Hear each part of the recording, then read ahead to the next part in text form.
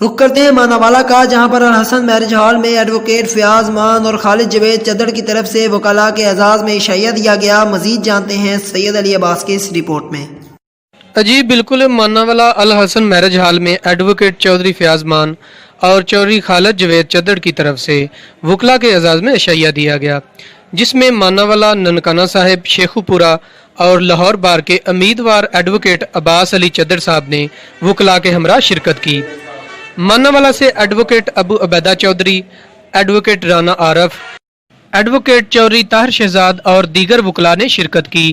ممبر Punjab bar council advocate عباس علی چدر صاحب نے وکلاء سے خطاب کرتے ہوئے کہا کہ میں اپنی سیٹ پر کامیاب ہوا تو میں وکلاء کی فلاح و بہبود کے لیے کام کروں گا۔